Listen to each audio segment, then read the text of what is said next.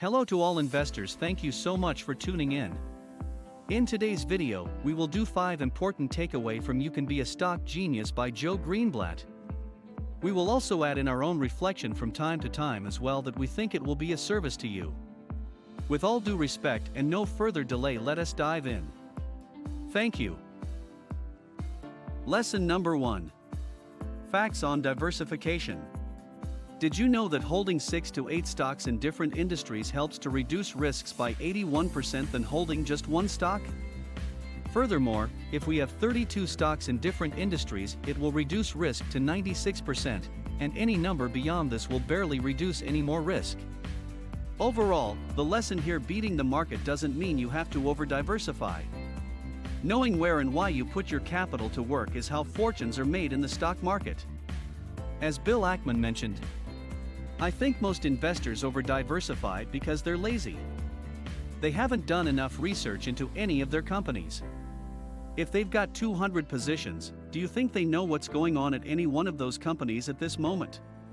So ladies and gentlemen, lesson number 1 here is don't over-diversify, know what you own and why you own it. Lesson number 2. Some basic points to remember before dumping your money in the market. 1. Do your homework. After dissecting many investment books, this rule here is repeated time over time by many great investors. It is foolish for us to not take this rule seriously. 2. Don't trust anyone over 30 in stock tips, and don't count on stock analysis to have our best interest. 3. Don't trust anyone under 30 with a stock tip as well. Basically, the author is trying to convey that you can only trust yourselves when picking a stock to invest in. The only way to trust oneself is to rely on our own diligence and researches. 4. Pick your own stock. Remember, we don't get penalized if we don't swing. So take your time and pick the right stock that you are comfortable with owning it even when the market is closed for a year, as Mr. Warren Buffett emphasizes. 5. Don't buy more stocks. If you already own a handful of stock, don't buy any more and leave money that you will need in a short-term period outside of the market. Leaving money that we need a year or 3 outside of the market will be a wise choice considering the wide fluctuation of stock movement in a short-term period.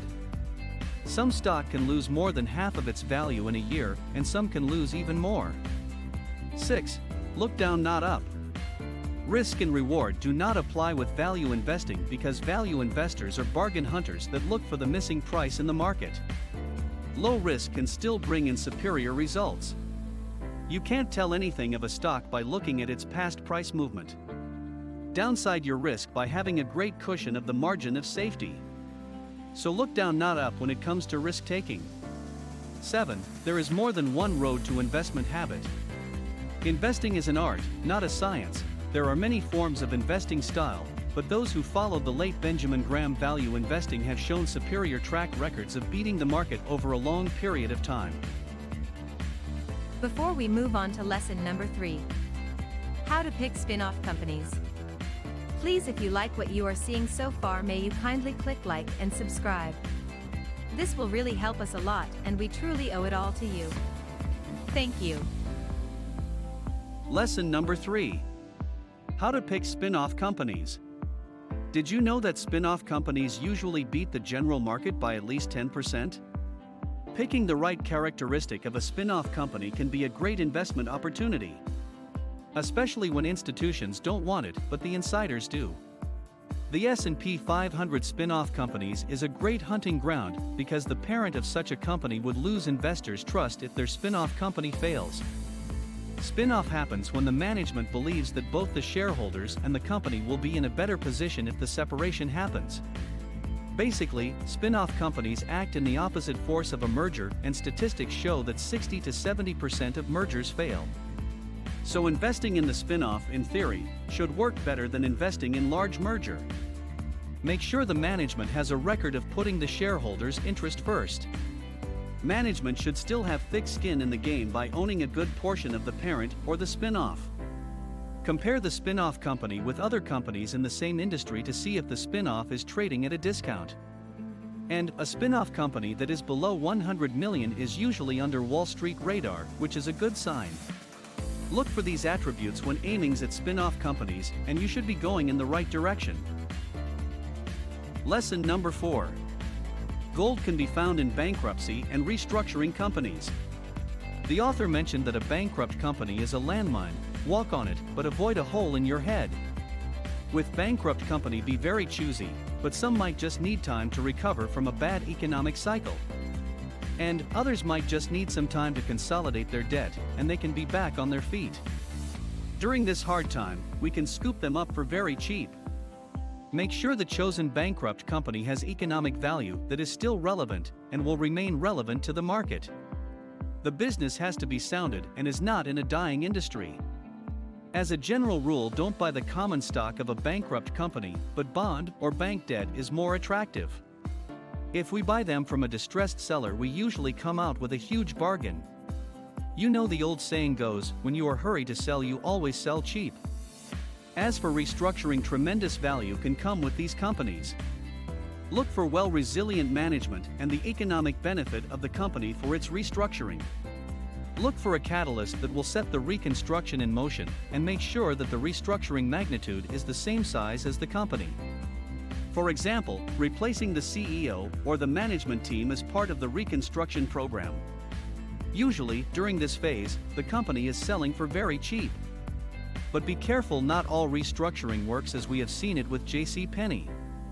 When picking these types of stocks, if we are not careful with it, it is like playing hot potatoes, but we end up being the one that is holding it.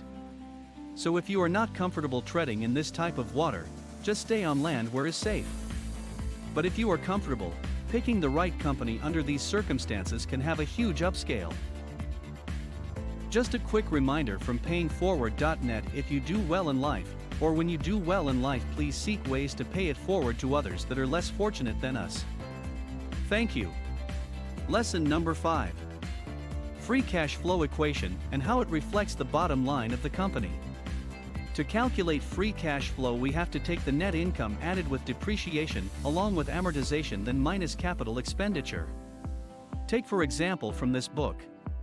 Net income is 20. Depreciation is 6. Amortization is 3. Equal 29 minus capital expenditure of 5, we would have a free cash flow of 24.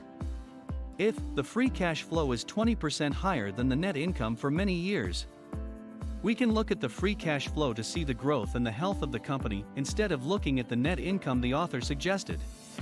When a company is growing quickly and the free cash flow is depressed by such rapid expansion, then is not a bad sign. However, it is only a bad sign when the free cash flow is depressed, in other words, negative through maintenance of the already established facility. When the free cash flow is depressed through expanding more facilities by looking at the capital expenditure, remember this is good news. Usually, we have to contact the company to get these details. So look for a growing net income and growing free cash flow to see the health of the company. But always be careful with the numbers. Sometimes the management can be creative with their accounting, as we have seen with Enron in the past. Thank you so much for making it this far. If you like to have access to free intrinsic value calculators, please visit our site at valuesnip.com for free intrinsic value calculators. Thank you so much for